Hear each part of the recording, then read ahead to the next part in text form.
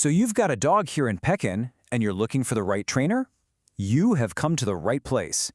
We're going to walk through everything you need to know to find a great professional who can make life with your dog even more amazing. I mean, think about it. What we all really want are those peaceful walks in Pekin Park, right? Or for our dogs to calmly say hi to neighbors instead of, causing a scene. That's what good training does. It's the key to just relaxing and enjoying life with your dog in our town. Okay, so here's our game plan. We're going to cover 5 main things: why a local trainer is a good idea, what to look for, the questions you absolutely have to ask, the costs and local rules here in Pekin, and then the fun part, where to practice everything you've learned. You know, training isn't just about sit and stay in a vacuum. It's about real life here in Pekin. A good local trainer gets that. They know you need your dog to be cool with the crowds at the Marigold Festival, or to walk nicely on the Illinois Riverwalk without pulling your arm off. It's all about making training useful for your actual day-to-day.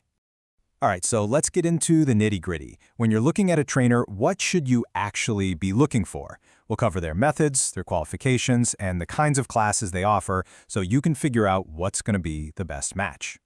So one of the biggest things you'll hear about is positive reinforcement, and for good reason. It's all about using rewards, like treats or praise, to show your dog what you want them to do. It's not about punishment. It's a really humane, science-packed way to train that honestly just builds an incredible bond between you and your dog. Now, here's a little inside baseball. Illinois doesn't actually require trainers to have a license. So how do you know who's legit? Well, certifications are a huge clue. They show a trainer is serious about their education. Something like a CPD-TKA or KPA-CTP is a great sign. And if you're dealing with tougher stuff like major fear or aggression, you'll want to look for a specialist with something like the IABCC-DBC credential. It just means they have a deeper level of expertise. Okay, so you've got options: group classes or private sessions. Which one's for you? Well, group classes are awesome for socialization. Your dog learns to listen even with other dogs around, and they're usually easier on the wallet. But if you're dealing with issues that only happen at home, like your dog going crazy when the doorbell rings, private sessions are where it's at. You get that one-on-one personalized help. Okay, so you've narrowed it down to a few trainers. Now it's time for the consultation, and you should absolutely think of this as an interview. You're hiring them for a really important job. So let's go over the key questions you need to ask to make sure you're picking the right person. First off, always ask about their training philosophy. You're looking for someone who's all about positive, humane methods. Then, ask about their certifications and if they keep learning. A good trainer will be proud to share that. You'll also want to know exactly how they'll tailor a plan for your dog specifically. And don't forget the practical stuff. How will you know it's working? And what are all the fees and policies? Get all that clear up front so there are no surprises. All right, let's talk about 2 really practical things: money and rules. We'll look at what you can expect to pay for training here in Pekin, and we'll cover the local regulations every dog owner should know.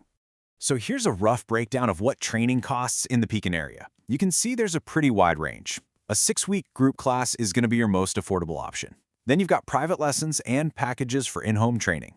And at the top end, board and train programs. This should give you a good starting point for your budget. Okay, so we've talked cost. What about the local laws? Being a responsible dog owner means knowing the rules. And honestly, a well-trained dog makes following them a piece of cake. There are really 3 main things to keep in mind. First, your dog has to be on a leash anytime you're off your property. That's the rule here. Second, you have to have a current rabies tag on their collar. That's actually a state law. And third, excessive barking can be considered a noise issue. A little bit of training can go a long way in making sure you're a great neighbor. And here's a super specific Pekin detail for you. That leash law, in our city parks and on public paths, your leash can't be longer than 10 feet. It might seem small, but it's all about safety. A shorter leash gives you way more control if a kid or a cyclist comes by unexpectedly. It just keeps things safe and simple for everyone. All right, so you've put in the work, you've finished your training, now what? Now comes the best part, getting out there and actually enjoying Pekin with your dog. Let's talk about some great local spots where you can put all those new skills into practice. Think of these places as your training playgrounds. The Pekin Dog Park, it's the ideal, fenced-in spot to work on that recall so you know they'll come back.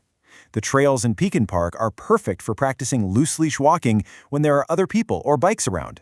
And the Illinois Riverwalk, that's your advanced course in staying calm when there's a lot of foot traffic. Each spot helps you build on different skills. Because when it comes down to it, training isn't just about sit and stay. It's about making your whole life here in Pekin simpler and more enjoyable. It means having friends over without your dog jumping all over them. It means walking down your street and feeling proud of your calm, happy dog.